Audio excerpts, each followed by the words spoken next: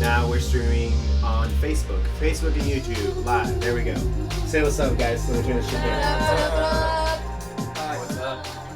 Go ahead, introduce these motherfuckers. Sorry, guys. I'm gonna look at the screen for a second, and they're gonna be talking. Do you? Awesome. Hi, I'm Steffi. I go by Live Within, and thanks for tuning in to another installment of the FAK interview sessions. Today we have My Mind from Wait, did I say that right? Yeah, My Mind from Deaf Mind. And then we have RoboPat, we have Kendall, and then we have Chris Bauer in the studio today. We're going to talk a little bit about their journey so far through the music scene and their goals and upcoming gigs, and just get to know them a little bit better before we have FAK tonight.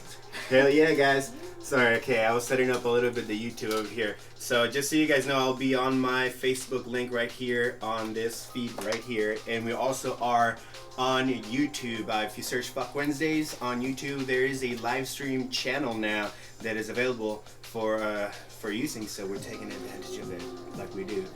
So that's up there. One more time, this is the fucking interview with a Live Within. We have Deaf Mind in the house. We have Chris Bauer, Kendall, and RoboPat. So let's continue with this. Thank you so much for tuning in. Please click the share button if you're seeing this on Facebook or on YouTube. Share the link, please, and tell your friends about it, etc., etc. Yeah, boom, just like that.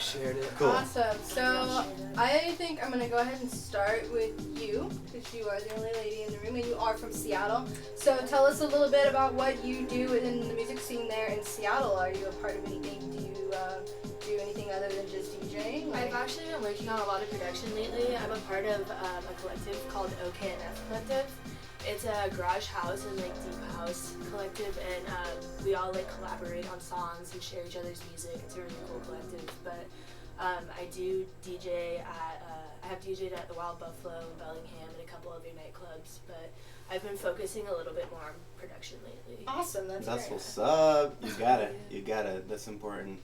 I know motherfucking art understands the importance of music. Oh, I caught you. I didn't even say anything. I just said his name to scare him. I'm just kidding. Cool. Sorry. That's the camera over there, and that's the other one over here. Just so you guys know. Awesome. Cool. So, is there anybody that you particularly would like to see yourself open up for in the future, as far as a good show is with the sound that you're producing? I would love to open for Chris Lorenzo or Taiki New Light. Oh, tight. My New Lang would be pretty sick too. He's a little bit more on the break side, but yeah, that's happening up there, right? That's happening in Seattle. Yeah, My New Lang just got booked. And here in Infinite Vision, Justin's bringing that show. Yeah, that's right. What kind of sounds are you producing right now? What kind of genres? I'm working on something. It's called Space House. It's kind of a really deep, garagey kind of sound. It's a little bit slower house, but I'm trying to generate a new complete sound right now. That's my idea. That's cool. That's very good. Space is It's always good. It's always good to try to explore new, out of the ordinary things. Yeah. Very awesome. Very tight. For sure. So, Chris, how long have you been DJing? I know that we've kind of blown up a little bit as far as your gig-wise is at FAK in the past year. I've seen you booked out a lot more. I've also seen you play, Bar 15. You mentioned earlier that you used to play at the Q nightclub in Vancouver. Where else, you stem from? My bedroom. Honestly, I guess, 4 years, solid now. Probably been playing shows. It's actually funny because, like I said, I did a lot of that, in my bedroom, like most people do. You get a lot of practice there, and then I did a lot of, house parties. Me and my friend did, a few house parties. And I grew up next to this Mexican restaurant that they make really good food, Los Patreos. Shout out to Los Patreos. And anyways, they're trying to get that. Yeah, no, they're good. They're good homies of mine, and they were always really cool. And they were like, hey man, maybe you should try to throw an event here for us, And it was just kind of it started from there, and we threw just little shows, but tons of people would show up because all of our friends would want to come, and it was cheap tequila drinks and tacos and stuff like that, and we'd bring CDJs and subwoofers, and we'd get down, and then it just kind of went from there. And like you said, just caught a bunch of gigs and got lucky and came and played at FAK Wednesdays. That's kind of Do you do any producing yourself at all, or? I'm actually trying a lot to do producing. Like, I grew up playing the drums, so like Tight. right now I'm just kind of like learning how to try to like mess with synths and all that kind of stuff like that, sound production. Awesome. This dude can give you some tips. I know. I need to come hang out with the Dons over here. I don't know nothing. Who are some people that definitely inspire you in the scene here in Portland or all over the world, whatever?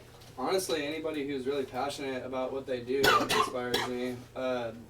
One thing that I do besides music is me and my friends, we have this group called like Talented People, and it's kind of like a collective like of more or less artists, and it's like, I mean, I wouldn't call it a clothing brand, but we make clothes, we make decals, we do all that kind of stuff. I brought you guys some stickers. Oh shit, what? Yeah, boy. But and it basically Talented see that People, yeah, that started out as just being like anybody who does like, if you're passionate about what you do and you're doing something above the average, we're about that, We're cool about that. So check it out. we do, yeah. So if you guys need T-shirts or anything like that, reach out to us and Talented people. come hang out. We'll make some clothes together. But yeah, I mean, I guess to answer your question, like anybody who's really about what they're doing, like that, I like that. I couldn't really like put like my name on anybody in particular, Awesome. Pat. Shauna's like, why is your shirt so sad? Aww. It says the boys are sad in Japanese. It's a sad boy chic. What up, It's really? Sega texture. Yeah, it says sad boys on the side too. Nice, sad boy. Awesome, Pat. So I see that you've been doing some stuff with District lately. What's all that about? So I do their DJ bookings for weekends, which has been really interesting to get into, like doing a lot of like hip hop DJing, because that's not really one of the things that I've been like strongly into prior to now. And so I've just been working on doing that in coordination with sort of getting more towards the production side of things. I've been trying to produce a lot more, as well as understand producing shows and events a little bit, as well as producing music itself. So I'm just kind of focusing on getting a broader understanding of the whole industry, not just like playing music. Yeah. Awesome. So I saw recently a post on Facebook that you donated some of your time to DJ a dance for homeless teenagers. What happened with that? So my friend Chelsea, who I think met it's fairly great, recently. by the way. Yeah. Basically That's volunteers at this center. It's called the Smirk Center. I'm not sure what that stands for. It's SMYRC if you want to look it up. And it's just a bunch of kids who basically they're homeless, but in addition to being homeless, they're LGBTQ kids who don't really get the chance to, if they do attend high school and things like that, they don't really get to be in a place where they feel safe expressing themselves on the dance floor. Like, it's like, I like to dance, and I'm sure like everyone loves to dance, and they don't get the chance to really express themselves fully. And so we just did this dance for them and DJ'd that, and it was really, it was nice to like do something that gives back, Yeah, right. yeah, that's a good way to use your skills as a DJ. Yeah. I would say. You also do a radio show. Tiffany was telling me a little bit about it. It's Pre-Funk Fridays. Yeah, so I, through the Portland Radio Project, have a radio show on Friday nights. It's called the Friday Night Pre-Funk with RoboPat. And I just try and, the format basically is like, I'll throw down a 30-minute mix, then have a guest DJ who does a 30-minute mix, talk to them about what they're doing, if they have any gigs coming up. Kind of like a similar format to this a little bit, but, and then just talk about why they DJ and what they would say to someone who was maybe thinking about DJing. And I actually, I'm doing an interview with this band called Papadosio that's coming on Friday. Oh, what? They're tight, man. Yeah. So that's going to be really cool to do. And my next goal with that is to try and get an art gallery and throw a show that to do like a charity event basically. So you'll bring like a can or like some clothes or something like that, donate that as your like cost of entry, and then live stream the radio show from the art gallery. So That'd be rad. That would be super Call rad. it the art gallery. something like that. Phil had a question that he threw out in the group. What is the weirdest sample that you've ever used? Because I've heard you've used some pretty weird stuff on your show. Oh, yeah. Weirdest sample I've ever used. The deaf mind. That's nice. I think it's the music It's the that's music still in the back. slowly going on in the back. Good. Background music, homie. Vibes. Just making sure nothing's. It sounds like something was technically broken, you know. I'm saying, click. What's the Drum and weirdest bass. sample? It's that drum and bass. It's that drum and bass sample. Maybe that's that weird sample right now. Hey, Matt Wax says what up. Shannon says what up. Johnny says what up. What's up, guys? What up? We see there's hella people watching on Facebook right now. Damn. That's great. So weirdest sample.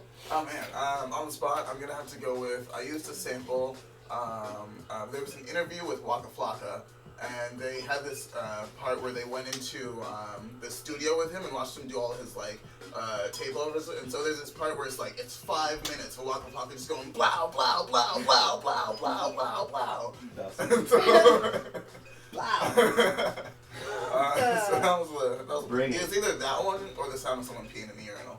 One of those two. Okay. I've heard that you've used a Blue's Clues sample before. Oh, that's true. I did use Blue's Clues to make this one Mail song. call. Mail time, yeah. And then right now I'm working on this one song that's got a bunch of So you really sick produce as stuff. well? Yeah, so I've been working Okay. on production a lot this year. I wasn't sure about that. I want to try and put out an EP by the end of the year. I've been Goals? working a lot on I'm working a lot on a lot of stuff, which is it's not enough hours in the day. Yeah. I want to do it all. I feel you. But Yeah, That's I why feel that sometimes you grind don't so hard sleep. right now. Alright, Art. Yeah. So I have some personal questions for Personal. Seriously, Some personal. Deaf Mind in the building. What up, dude? Yeah. It's really good to Let's see get you. personal. So we're gonna sorry. talk a little bit about Sor- Deaf Mind and Sorry, guys. Austin couldn't make Austin it. couldn't make it. We'll Yeah. miss him. Yeah, we miss you, But but that's why we're deaf man, so that one of us can miss something sometimes. yeah. Works out. Works out, right? Yeah, that's really nice. good to have you, dude. Seriously. Thank you. Seriously. Okay, so with your guys's, I've heard you guys do a lot of live sets. So what makes you personally stand out with that? Live sets? That me and Rachel were talking. She was saying something about live We set. did a live set for our Beyond Wonderland set, and we brought out Austin got a guitar and Yamaha guitar, or I think it's either Yamaha or Roland. And then I got myself like a drum. I already have a sampler, and I got this like more of like drum pad that you can actually like play drum That's awesome. with drumsticks and stuff. And we just had one song that we broke down and basically took out parts of it. So we took out the synth part on the build up, which he essentially ended up playing. So Cool. our setup was sort of based around our DJ setup, so we still had CDJs and stuff, but we had this 4-channel Pioneer mixture, and on channel 1 I was with my sampler and the drums and stuff.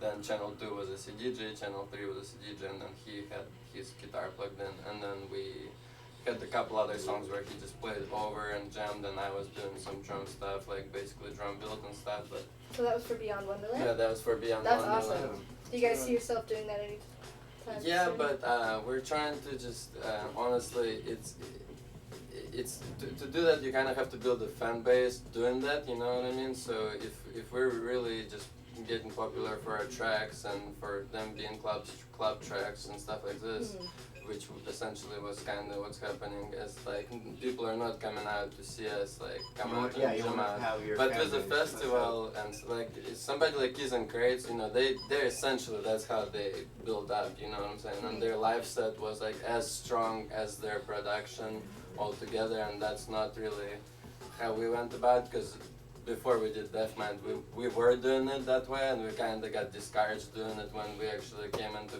before FAK Wednesdays was FAK Wednesdays. We came in into the whiskey bar and saw Benny before we knew Benny was Benny, and he came playing with a bunch of people just playing crazy trap stuff, and we were like, whoa, and everybody was turning up, and we were like getting home Yeah, we had super some fun. weird, like playing live, like I was like, recording samples with delays and scratch and stuff, and then we're like, okay, sample this in, and then Serato Bridge.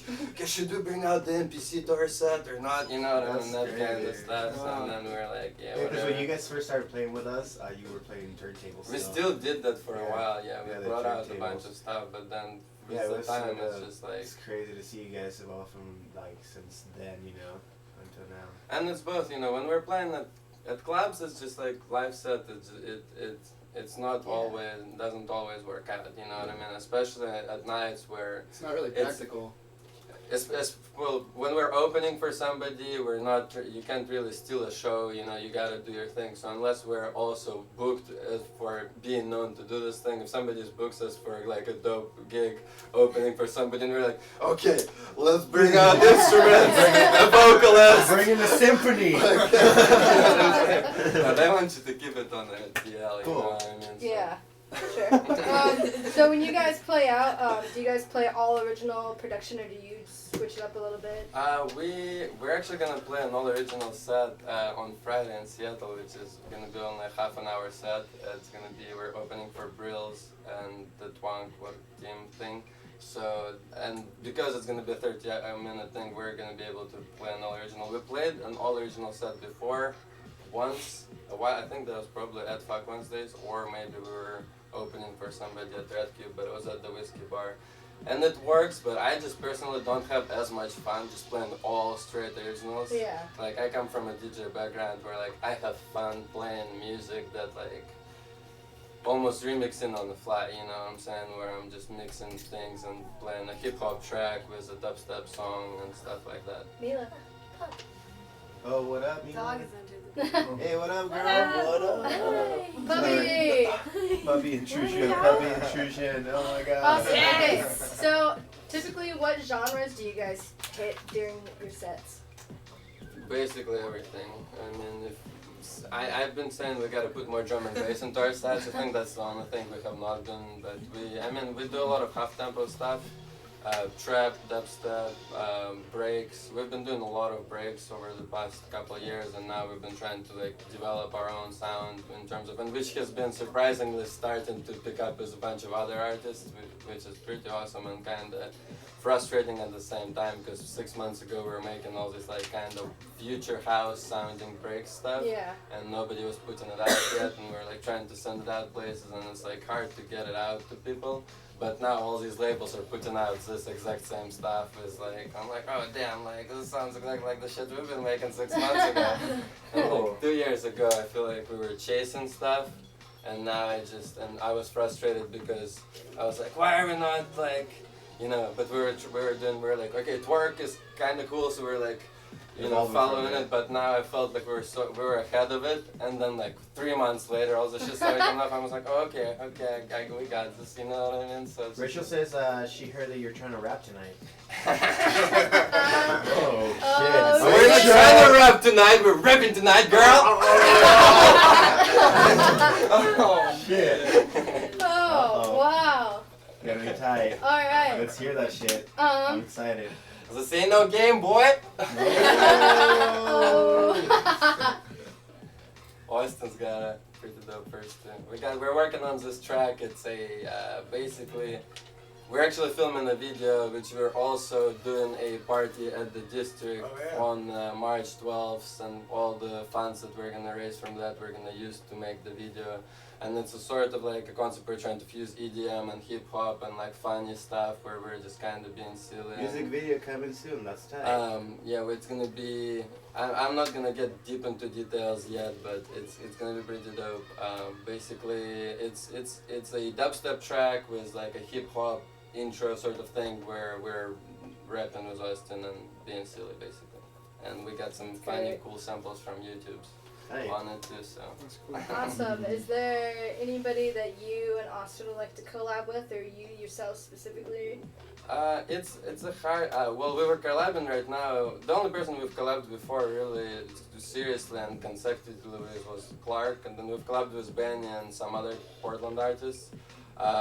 We've been over the past year. We've been really working trying to work on our sound over and over again and rebuild it. And for that, sometimes you just gotta spend 3 months like doing sound design, you know what I'm Yeah. saying, and like Yeah. figuring I've out seen you like, guys new disappear, plugins. dude. I've seen you. I'm like, well, I haven't, I don't see you, but you guys disappear in that cave, dude. Or Yeah, upstairs now, but like, I'm in the cave. I'm downstairs now. yeah, you guys disappear. I'm like, But yeah, that's happened, what's dude? going Are you on. mad at me? No, dude. I'm making music. Okay. But yeah, it's just what was the question? I think I got lost. About collaborating with somebody. Yeah, we're collaborating. So Lil Clark, I think we're gonna drop some old collaborations with Lil Clark right now on our new thing. That's in the Def Life. We're gonna have a SoundCloud page. We got a publishing company which we're gonna be able to get everything out to like YouTube's That's and awesome. Spotify's and all this stuff. So. We got a Lil Clark original coming, Oh. dropping. That's gonna be first release. Exclusive. But yeah, Lil Clark, and then we're collabing with Issa right now, who is Issa Diop. He's like the local rapper artist. He's super dope.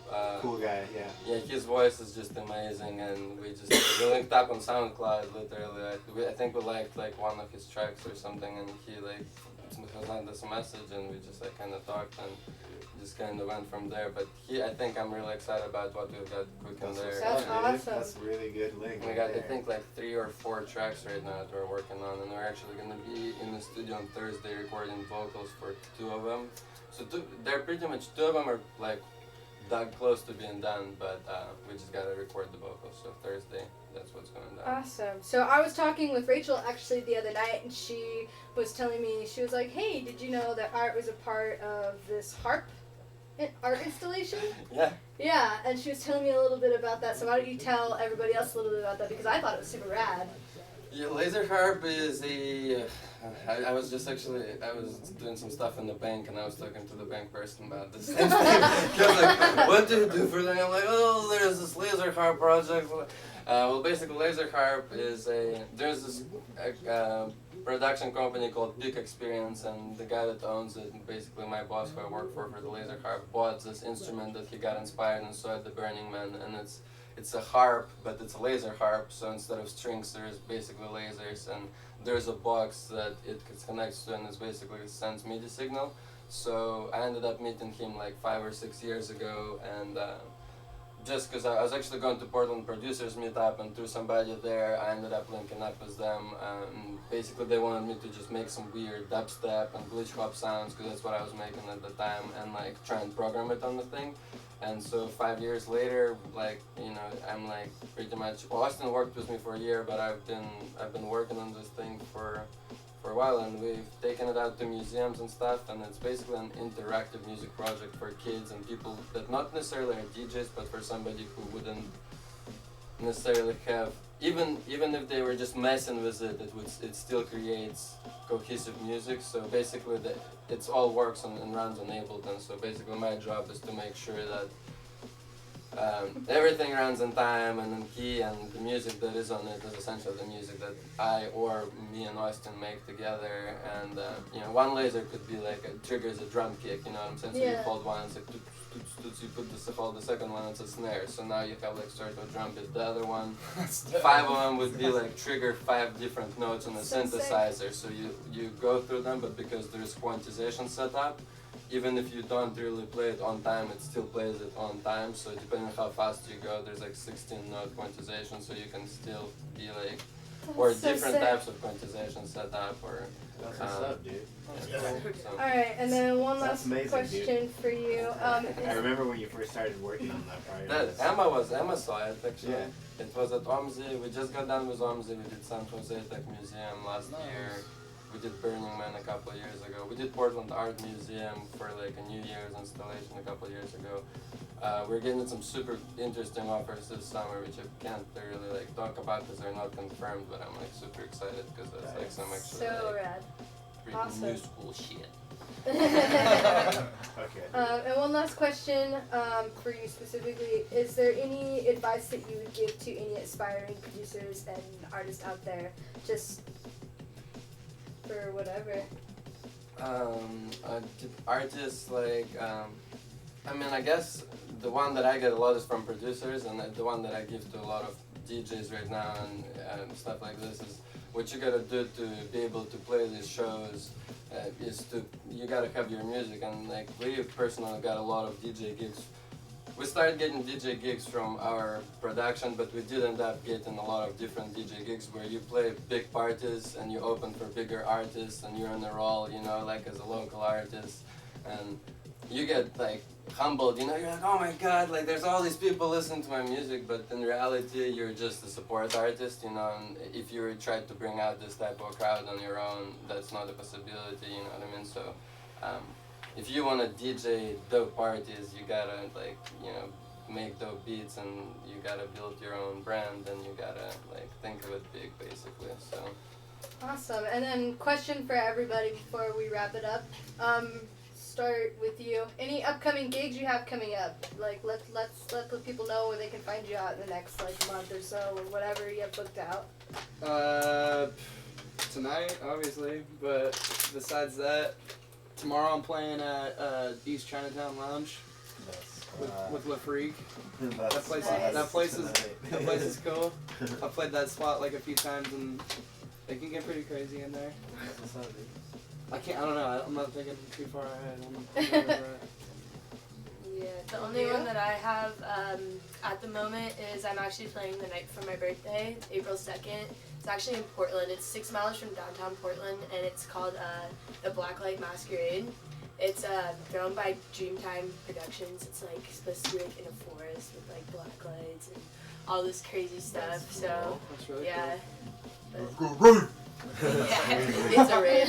Yeah, It's a rave. Let's go rave in the forest. Rave back to the roots. Yep. Pat? I don't know that I'm playing anything coming up here pretty soon, but you can catch my radio show. It's every Friday night from 8 p.m. to 10 p.m. And that's on prp.fm. It's also on 99.1, but I'm not sure if that's during the night.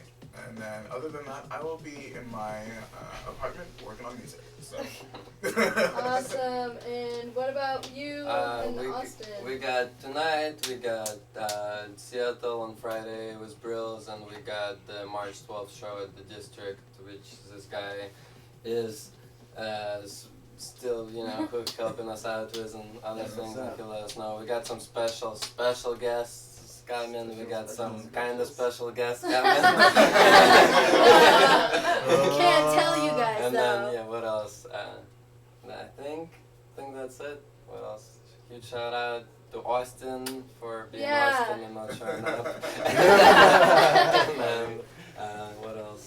Clark, Safety Squad, Benny, you guys, thanks for having us out. FAK Wednesdays for always having us. Hell yeah, dude. Fucking thanks for Awesome. supporting us. One more time. So this is Art, Pat, Kendall, Chris. You can find them all at FAK Wednesdays tonight. Doors at 10 p.m. $5 for everybody. 21 plus. Come out. Say happy birthday to Chris if you see him on the dance floor. It is his birthday. Yeah. I'm a dream. Happy birthday. I'll be on the Happy dance floor. I'll be on the birthday dance to floor. Hey, someone has a question here. What? What kind of stuff did everybody start listening to? Like, what's the kind of stuff you tell people you listened to when you were younger?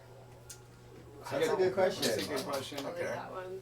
I don't like to answer that question. I'll answer that question. That's a tight question. So I wasn't allowed to listen to music till I was 18. I listened to NPR, right? And so when I first started listening to music, the first CD I ever bought was Lil Bow Wow, actually. Lil Bow Wow. And then the first electronic song I ever heard was Gold Dust by Flex Pavilion. Oh, that's a good one. That's a good Oh, first. That's a shit. really good first. That's tight. I actually started off listening to a lot of trance. I liked like Paul Oakenfold and like Simon Patterson, and also really like dubstep. I remember listening to Resco a lot when I was Oh, yeah. younger. I'm still a huge Resco I still fan. love Resco. Still a huge Resco I actually fan. just found a gecko in my house and we're keeping him, and I named him Resco. That's that was tight. pretty cute. So, yeah. For me, well, I went to a lot of rock and roll type stuff. Blink when I was 182. younger. I saw Blink-182. Honestly. It's so good live. That's how I heard. first met Benny. Is one of my old friends was in a band with Benny a long time ago. Do you remember that? Marcus Scott? Oh yeah, that's crazy. Oh. A long time I ago. used to play hell metal back in the day. Anyway, I used to go to those hell metal shows. I don't even know what to call those shows. They were awesome though. I thought they were cool, and I lost like listening to a lot of hip hop, and then I went to a dubstep show, and it was pretty much that was it. I was like, That was it. wait, what is this? How young are we talking? I don't know. I was gonna say, how young are we talking? Yeah. Like the first music I remember listening was like Michael Jackson and Boney M and like all this weird European pop shit, ABBA and like shit. Yeah. because I'm from First Russia, and something then Yeah, and then I got into popular, metal and stuff and Yeah. like AC/DC and Pantera and like really I was like 4 years old. And then hip hop, and then after hip hop, electronic music came around, so deep house and techno, and then once I got here, harder techno and then dubstep, and then just downhill from there into the EDM pile. Art, how many hours a week do you work on music? Asked Corio. On my own music or Just on like music. just on music in general? I mean, I don't know, a lot. Like, at least like 5 hours a day most of the time. Like I at least just chill That's by crazy. myself and make beats, or if I have, sometimes I'm like in the studio all day. So I don't know. Lately it's been a lot because I'm recording stuff, and then I'm doing like for laser harp. You know, I'm sitting down and I'm working on Ableton, and then when Austin and I get together and we work and we talk about like what are we gonna have DeafMind do, so that's kind of also working. But in the studio, it was Ableton open All the time. all the time. Basically. There you go. Happy birthday, Chris, says Matt Wax over here. Thank you. I just want to take a time to like give a shout out to everyone that has been watching and listening, commenting, and asking questions. Shout out to Steffi for putting this interview together. This amazing questions. Remember, all of these are the performances that will be tonight at FAK Wednesdays at Euphoria Basement. And I remember to check us out at the Doki Doki Productions page to check out all the new shows that we just announced. Like So much fire. we just announced Smash Shield 2. We just announced E-Prom. We just announced Cyrus Hood. Just a bunch of cool stuff for you to come and have a good time with your friends, like Steffi was saying, and music for the heart. Like, come have a good time and enjoy some music with us. See you tonight. Thank you so much again for listening and watching. Please share, subscribe, kiss a dog, pet a dog today. It's dog day just because we hung out. Thank you so much, Art, for being here, representing DeafMind. Super excited to hang out tonight. Tell a friend about it. Thank you so much for watching up there on the YouTube feed. Seriously, starting on that and over here on this channel. And I think that's it. Yeah. Thank you so much for watching. We'll see you guys this back is the tonight. motherfucking interviews. Peace out. Let me stop streaming.